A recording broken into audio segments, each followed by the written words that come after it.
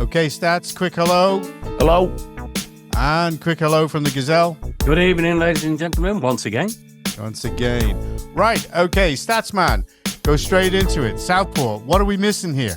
Cool, loads. Still doesn't add up, does it? No. I'll get to the point. We did a podcast, didn't we, last week on Islam's role? Yeah. Now, it's coming to light that it appears that might not have necessarily been the actual driving factor behind his thirst for killing. But it could be the ideology that best fits his aims for implementing his will to kill. This is the problem, isn't it? That is he a terrorist or is he not a terrorist? Well, he's definitely a terrorist, as you let's face it. He was killing people for terror, basically. So, anyway, the problem. This is again the problem with the lack of information, isn't it? Yeah. It makes us all just guess. So he had the Al Qaeda manual. He's apparently converted to Islam in jail, or maybe before. He used the same tactics as jihadis. He did the explosives and stuff. But so let's face it. Did he not follow Islam before he went into jail? Well, we don't know. This is the thing. Let's face it, he would have been another in a long line, wouldn't he, if it was? But we need to know, did he have a Quran? Did he go to the mosque? Did he follow all this? But we don't know. But thankfully, thanks to the likes of Charlie Bentley Astor, who's another one who's coming through really well, we have a little bit more information now. She's gone through a lot of the stuff, and it appears a lot of it was to do with genocide, mass killing, white genocide. I repeat, white genocide. We always bang on about the far right, but we forget about this. Yeah. Black supremacy and ethnic cleansing. So we're here again, aren't we? We're right with some of these ideologies we've talked about, like Islam and making out white inherently racist. I think we're now bearing some of the results, aren't we, of the woke mindset. Just look at the George Floyd riots. People died. Stuff got burned. You've had trans mass shooters in America. You've had people trying to shoot Trump. I believe the left and the media have radicalised people to the point now with this everyone's literally Hitler nonsense that people are actually dying because of it now. Well, the thing is... this whatever his name is. Rudy Cabana. Rudy Cabana, whatever his name is. I'm not really interested. Axel Rudy Cabana. Just call him... No, yeah, whatever again. We'll just call him dickhead. So he had a copy of, what did you say there? It was the Al Qaeda training manual. The training manual. He was trying to produce ricin. All right, he had that on the go. He did produce ricin. He was a terrorist then. What were we on about? What are we going on about? Well, not according to that lady at Merseyside Police. According to the judge, he was, because the judge did him under the terrorism laws. Correct. For the ricin. So he was a terrorist. That's the end of that. And the manual, it said in the thing, a manual can be used to, encourage terrorism, which he then went on and did in the style of jihadis. So, And Starmer's excuse of not saying anything at the beginning has been poo-pooed by nearly everybody. Even the mainstream press said it would not have prejudiced his court case. Because look at how many people have been labelled far-right racists and radicals straight away. It just doesn't wash anymore.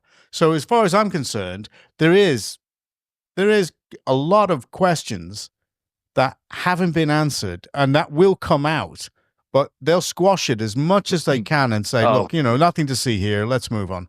Yeah, move on. It's his parents for me. All right.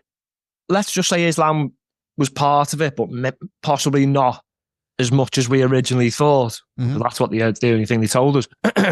But what is responsible? Now, what role did his parents play? And why was he interested in genocide and ethnic cleansing? Well, we need to take a look into this, because if we're being told the truth, and his father was a soldier for I think it was the Rwandan Patriotic Front. Now, they were predominantly a Tutsi rebel group who invaded Rwanda from Uganda. Mm-hmm. Now, this was many years after the genocide before that. Now, this then prompted the Hutu to start another genocide, which the Tutsi rebels brought an end to. Now, without a debate about who were the good guys and the bad guys, his father could well have been a killer also. What role did he play in this rebellion? Now, according to many human rights groups, the Tutsi actually committed some war crimes themselves afterwards. Mm-hmm. Now, there was murdering of civilians and prisoners. Reporters have said after the cameras went off, civilian unarmed people were killed. And a lot of these were ordered by senior commanders who are reported to be connected to Alphonse Rue de Cabana. So did he play his part in equally as bad killings? Did Axel know this? And there's my big question. Why would a man who fought to save his people and his land, once securing victory, and then measures were put in place to ban and prevent genocide, why would he literally run from that 8 years later? He didn't run because of the genocide. That was over in 94. He came in 2002. So again, why was he here? Was he wanted? Was he really a Tutsi or was he a Hutu? Has he had a new name, a new identity? Now, who was his mum? I've looked into her surname a little bit. This isn't 100% gospel, but it kind of relates more to, it doesn't relate to the Tutsis, more the ethnic tribe of the Hutus. We've not seen anything from her. No pictures, no information, nothing. I saw a report that Paul Kagame wanted to extradite these people to get them back. He would have been the one giving the instructions to the rebels to do those war crimes. Right. If this guy was one of the main people in the army, he would have been ordering these things. If he was lower down, would he have been committing these crimes? Did he? Do we know if it's anything? Is anybody looking into this? This is the problem. No. Is it being no question. be? They want it all brushed under the carpet away. There's so many different questions being There's asked. 1,000 questions there. The stats is asked. There is. Look, when you said far right before, as soon as like that lad the other week got 22 years for attempted murder, and then they said, oh, he had Mein Kampf in his stuff. Well, hang on a minute, right? When these terrorists commit jihad, why isn't it he had the Quran and the Hadiths? They're manuals for this stuff. Yeah. They literally spark all this stuff off. Oh, why are they never mentioned? I've said this before. The manual, the main thing. I've said this before. The Quran and basically the teachings of the Quran wants to wipe out every other religion so that everybody is subjugated to being part of Islam. And that's maybe the appeal to the little shit. I don't want to say his name. I'd rather swear. Well, this is the thing. So why isn't Islam as a religion? Because I know that the Bible has certain segments within it, but we don't recognize the Bible as saying we want to wipe out Islam. Now, look, these people have lied for years and years and months, even over this case. We don't know if any of this is true. I want to know how deep the Islam thing went. Or did it just fit his way of doing things, you know? And why are they protecting Islam? I mean, they've just taken away, they've halved the subsidies for churches in this country and, basically to 20 million. And yet they've given 114 million to mosques in this country for their protection. What is it about Islam and Muslims that this country and this government is protecting? Why are they doing that? They're a minority. There's only 4 million of them in this country. What the hell are they protecting and why? It's not only this government, is it? It was the government before that have done it. Indeed, the 14 years. That's not all they're protecting, though. They're protecting, all right, Prevent failed. The police failed. They had the chance to do something when he was caught with a knife. All right, look, what can these people actually do to stop things like this? Very little until someone actually commits a crime. You're giving them an impossible task of stopping every crime before it happens. I'm sorry, they have to take some of the blame. In the 50s, in the 60s, in the 70s, you never heard about crimes of that nature by minorities. No, but I'm coming to a point. So his dad could have stopped him. He stopped him the first time. The police could have stopped him, but eventually he was going to commit this. The police could have put him in jail for a knife. He'd have come out and done it. His dad stopped him from stabbing the kids in his school, but then he went somewhere else and did it. Prevent could have done whatever they wanted to, but this lad was going to do what he did eventually. So will his dad be punished? Did he know about the second one? What role did he play? And then again, his mother. This silence just leaves us with so many questions. And it's always, you can blame Amazon, you can blame the knives, you can blame Prevent, all this stuff. Oh, that's but just again, deflection. The ideologies are the driving factor. How do we tackle them? Because people are going to slip through the net because of manpower, because of, I don't know, a lack of understanding, political correctness. Gee, we've seen that before. And a lack of strong leadership. There's so many factors in this. It's not just Jeff Bezos and Musk's fault because he was sitting by Trump like that James O'Brien, the absolute crank. His logic stinks. But anyway, sorry. Oh, have you seen those skits on him now? There's a guy doing memes, and he's got massive ears, and obviously, like, sort of, he puts the one of the headphones behind his ear, and my God, he does a really good impression of him. He takes the Michael out of him. James O'Brien, he is a shit. I mean, somebody somewhere should challenge him to an ultimate fight club fight and put him in a ring, because the guy is just the ultimate mouthy beta male. He really is. I'll do it, mate. Just be feet. No, I don't even think you need to do it with your feet. I think, judging from the way that Keir Starmer punches a punch bag, you would see exactly, what kind of, I mean, did you like he's doing the Trump dance? He couldn't punch his way out of a wet paper bag, could he? He's another one. He's another ultimate beta who has power and utilizes state instruments to frighten people. He's in that position. That's what he does. What they don't like, and this is the truth, what they don't like is they do not like those state instruments being turned on them, where you actually throw the first punch and you put a writ on them. They don't like that. The corporates don't like it either. It scares the living daylights out of them. And more people in this country should actually just turn on them and do a class action and take on them. I mean, because if millions of people took a class action against Keir Starmer, that guy and his party would crumble overnight. All they need is for a barrister and a good barrister and good counsel to actually say, is there any merit in actually taking a legal action against the Labour Party? And can we do it? Because we believe that they're traitors to the people of this country. We believe that they're doing wrong. I mean, that would just be a phenomenal thing to do something like that. We should tell Black Belt Barrister to say, hey, if you got enough people to do it, okay, could we take him to court? Is there something that we can get him on? And, he wouldn't be able to do anything about it, because all the courts, you could flood the courts with cases and they would just cave in. It's just, I once said it to Scottish Power. I said, oh no, it was the council. I can remember when I was a councillor, I went to the ombudsman and I said to the ombudsman, I want 250 complaint forms, please. And the ombudsman he said, can you not just make it a class complaint? I went, no. I said, you're going to get 250 complaint forms and you're going to have to investigate every single one of them. And he turned around and he just went, okay, I will come to Ellesmere Port and we will listen to your problems and we will get the council in. And he just did it because he knew that he couldn't do anything about it. He knew it. He would have had a legislative duty to look at every single complaint. And they didn't want to go through that.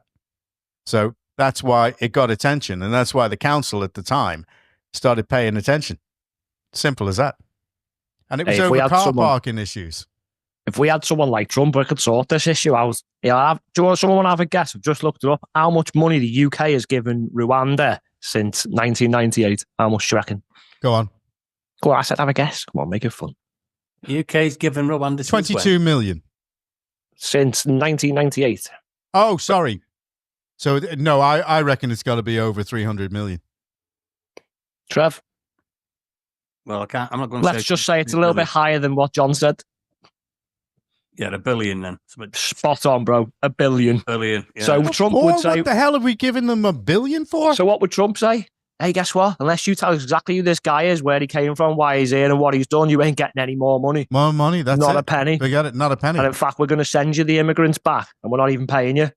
Starmer is spaffing our money around like he's just given the WHO, right, the World Health Organization, 300 and something million because America have withdrawn funding from them. So he's filled the gap.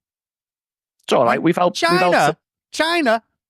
Even Trump said it. I'm sorry to interrupt. Trump said it. He will be. 1.4 shut up, you. 1.4 billion people. America, 350 million people. And China were paying 39 million to the WHO. All right? I mean, what the hell? I know they wrote good songs, like, but it's a bit much, isn't it? I could see Trevor was I- dying to do that one then. Hey, and he was a farmer as well, so he must have had a load of money himself. Oh God, it's too much. I mean, he's just given away our money, 350 million or something like that to the Who, and you're just going, well, why is he giving them that? We're nowhere near, the size of the population of China, and China aren't paying that much. It's all to be in the big boys club, isn't it? You don't get invited if you don't pay up. Let's face it. It's just a big boys club. No, it's going to be his undoing. Because people are saying it, and they're seeing it, and they're seeing Trump turn around and say, all right, we're stopping the funding. We're not doing this. We're pulling out of the Paris Accord. We're out. We're not paying for that. We're not doing this. We're not doing that. All of a sudden, everybody's paying attention. And what are we doing? Oh, we're going in. We're paying. He's giving away the money. Starmer is not really a friend to the British people. But He's I keep not. seeing all these things on YouTube. He's got to go. He will go after this. He will go after this. He's going. He will be gone by tomorrow. It ain't happening. Not for 4 years. It ain't happening. Everybody keeps saying, he's got to go over this one. He's got to go over this. There's no way he can get through it. Yeah. You're on about Teflon Tony. Tony Blair. Yeah.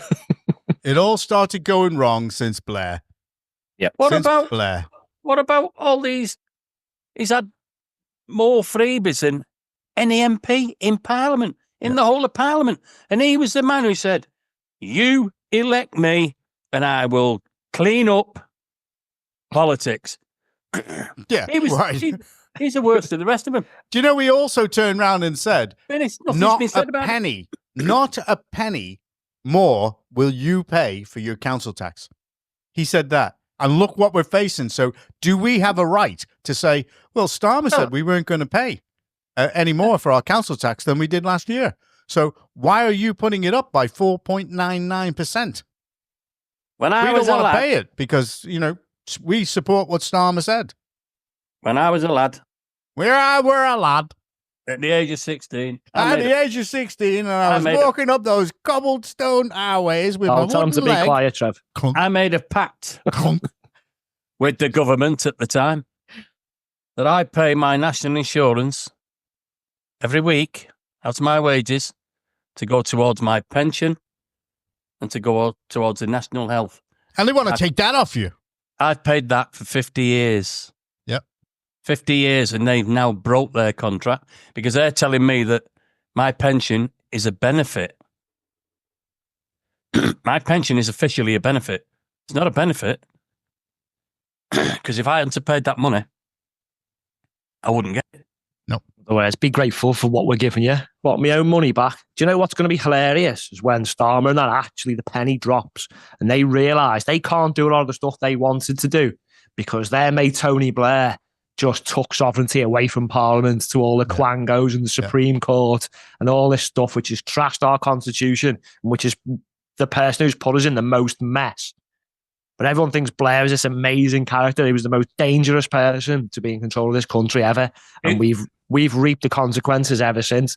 It was worse than Thatcher. Yeah. And these divvies just don't realise that half the problems they're having have come from him. Honestly, it's comical if it wasn't so serious. When they sold the story that Thatcher was the one, she wasn't the one. No. Tony Blair, who systematically destroyed this country. Yeah. He Right got from into the here. Labour Party. I was in the Labour Party at the time. The first thing he did was he changed Clause 4. He changed the constitution of the Labour Party. And from there, it's never, ever gone back. It's never been a working man's party. No. Never. From when Blair got in. Blair got in, and that's when I left. When he got in, he changed the constitution of the Labour Party. We changed Clause 4. That's what he did. Well, I'm going to call it there. Cue the music. If you have any more jokes, Trevor, now's the time because we are so pissed off like so many people in this country. And I'm seeing more of it on there. I'm seeing people breaking down in tears on TikTok saying, how unhappy they are because they just cannot get out of the rut. It's too expensive. The food prices. Right? One guy just said, we're living in a shithole. He said, the food prices are so high. We can't get out of rented accommodation. We can't afford to buy a property, to invest in it and, get a property. And they just want to leave. They want to leave this country. And it used to be great. They're destroying it. This man, Starmer, and 14 years of bullshit artists, that the Conservatives were, have just destroyed all aspiration in this country. And so there is nothing inspiring for anybody. Unless you're very rich, you cannot really survive, above the breadline in this country. No, you can't. No. And there's more and more people being drawn into that trap. Yep. And they're bringing in people and paying for them. And while we're on about Starmer, because he is what's known as a you have narcissist. An anchor. You have an anchor, don't you, with a ship? Yeah. Well, this will run me into this next section that I'm going to finish off on. Go on. Because he is a anchor, innit? So I went to the sperm clinic earlier. And no, it's this afternoon. Did you bump into him? Yeah, I finished early today, yeah. Oh, that's the wrong thing to say. After you've been the the sperm clinic, yeah. We're not in there long then, no. The lady asked me if I'd like to masturbate in the cup. And I said, well, I'm good, but I'm not ready to compete in a tournament yet. But I've only been there twice. Yeah, and I had, and there was another one, little girl. I mean, this is not quite right, but she said, Daddy, why do people hang horses? She asked me, and I said, nobody hangs horses down. They don't hang any horses down. He's told you that? So, but I've just heard Mummy, she was on the phone to her mate, and she was saying that her new boss was hung like a horse.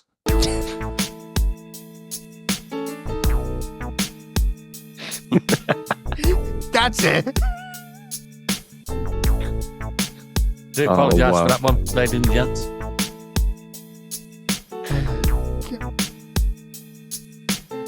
Someone told me a good quote that was quite apt, actually. He said, it's difficult to fly like an eagle when you're surrounded by pigeons. Yeah. And I thought, that's a cracker, that,